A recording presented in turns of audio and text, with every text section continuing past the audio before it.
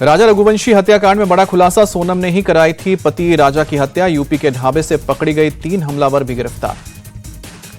Police ने UP के गाजीपुर से पत्नी सोनम समेत 4 लोगों को गिरफ्तार किया। राजा की हत्या के बाद से ही लापता थी सोनम। मेघालय के सीएम संगमा ने पुलिस को शाबाशी दी, बोले कि 7 दिन में पुलिस ने केस सुलझाया। 3 हमलावर गिरफ्तार। तीनों हमलावर एमपी के रहने वाले महिला ने किया सरेंडर।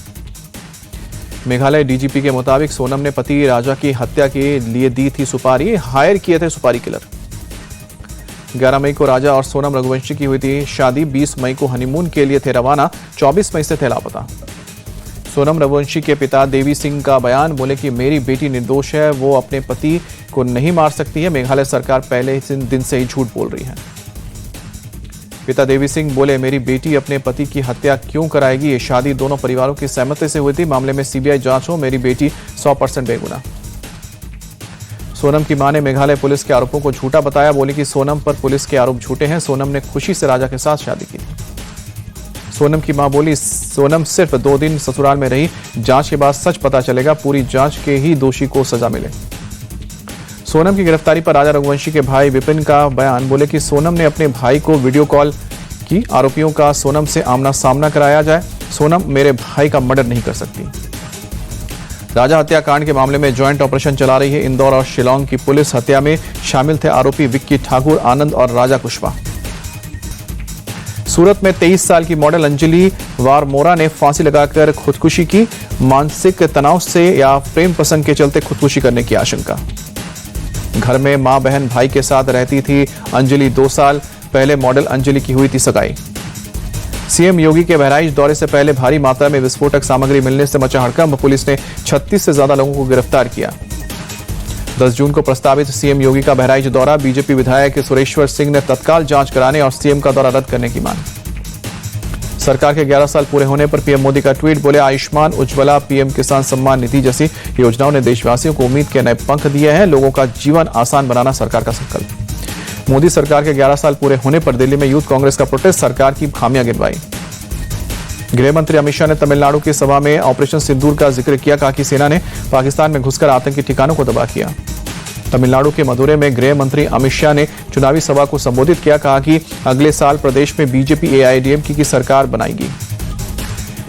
केंद्रीय मंत्री अनुप्रिया पटेल बोली, ऑपरेशन सिंदूर देश की सुरक्षा और सम्मान से जुड़ा है, लेकिन विपक्ष राजनीति कर रहा है।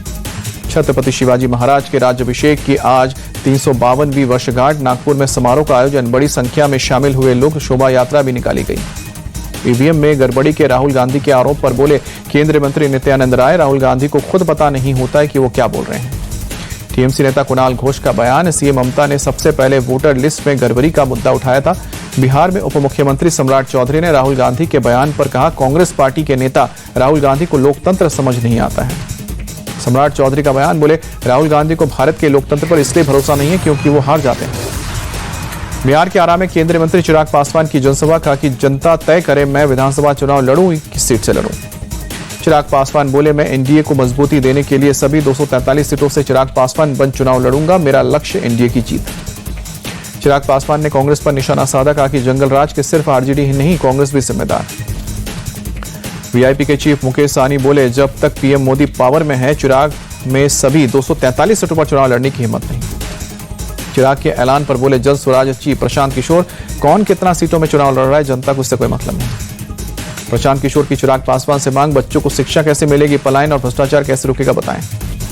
जेडीयू के एमएलसी संजय सिंह बोले, जल स्वराज चीफ प्रशांत किशोर व्यवसायी हैं, वो जनता को ठगने के लिए बिहार आए।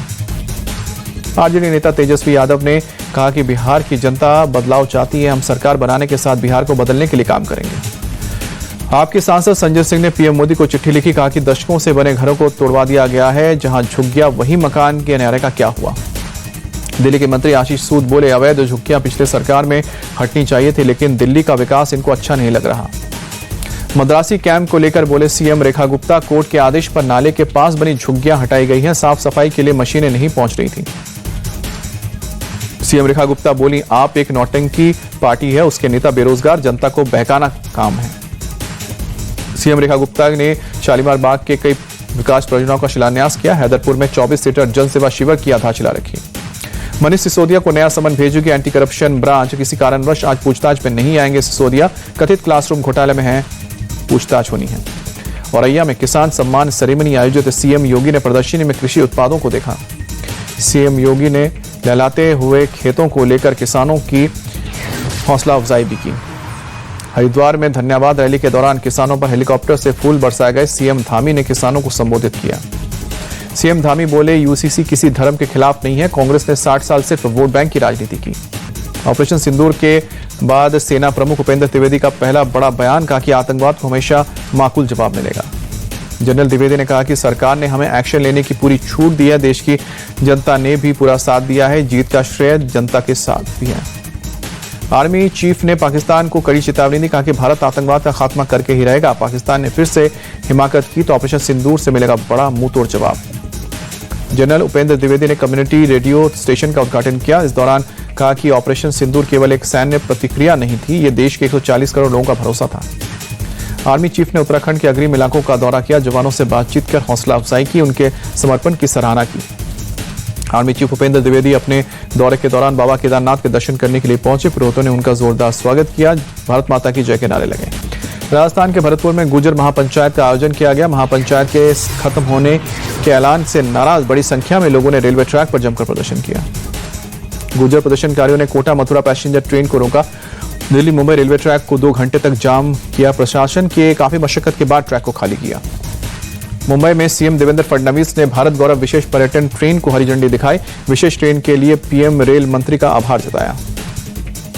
ओडिशा में आईएएस अधिकारी व्यापारी से 10 लाख की रिश्वत लेते पकड़ा गया। विजिलेंस विभाग ने अधिकारी के सरकारी आवास पर छापा मारा। 47 लाख से ज्यादा कैश बरामद की।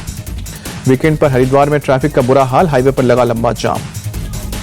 लखनऊ में निर्माणाधीन बिल्डिंग से गाड़ी निकालने के दौरान बेकाबू कार ने 3 लोगों को रौंदा। 8 महीने के बच्चे की मौत, बच्चे की मां समेत कई लोग घायल। घायलों का अस्पताल में चल रहा है इलाज। हालत बताई जा रही है गंभीर। पुलिस मामले की जांच कर रही है।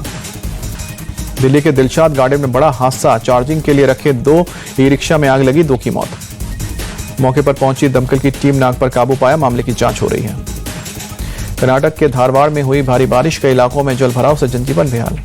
दिल्ली में 9 साल की बच्ची से हैवानियत के खिलाफ लोगों में आक्रोश। आरोपी नौशाद अब तक पुलिस की गिरफ्त से बाहर। नौशाद के एनकाउंटर की मांग। दिल्ली के पहाड़गंज में एक होटल में सारिका नाम की लड़की का शव मिला। अपने दोस्त सचिन के साथ होटल आई थी। पुलिस ने सबूत जुटाए। दिल्ली पुलिस ने 2 घंटे के अंदर सारिका की हत्या के दोषी को पकड़ा। प्रारंभिक जांच से रस्सी के जरिए गला घोटने की बात सामने आई। बिहार के पटना में जमीनी विवाद को लेकर 2 पक्षों में गोलीबारी। घटना में 3 लोग घायल।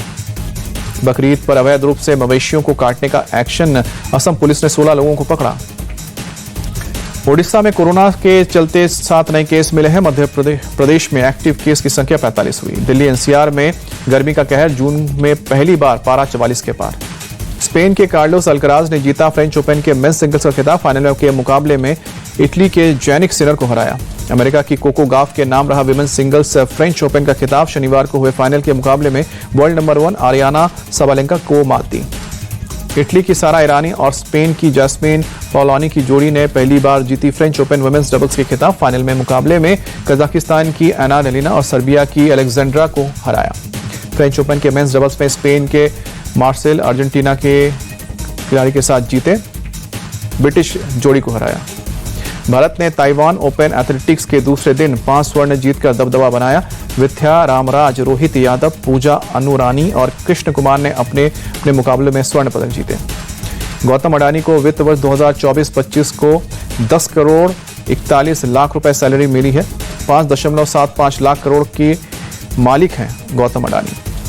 देश की टॉप 10 कंपनियों में से 4 की वैल्यू बीते हफ्ते में 1 लाख करोड़ रुपए बढ़ी है। रिलायंस का मार्केट कैप सबसे ज्यादा 30,786 करोड़ रुपए बढ़ा। टीसीएस का मार्केट कैप 28,510 करोड़ रुपए कम हुआ। कंपनी की मौजूदा अब मार्केट वैल्यू 12.24 लाख करोड़ रुपए पर पहुंची है। कल भारत में लॉन्च होगा मोटोरोला A65G स्मार्टफोन। फोन की शुरुआती कीमत हो सकती है 25,000 रुपए के करीब। विदेशी निवेशकों ने जून के पहले कारोबारी हफ्ते में भारतीय इक्विटी बाजार में 8,749 करोड़ रुपए की सेलिंग की है। एफपीआई ने मई में 19,860 करोड़ का किया था निवेश। आज आएगा सिक रूम प्राइवेट लिमिटेड का आईपीओ। 61 करोड़ रुपए का फंड जमा करने की कोशिश।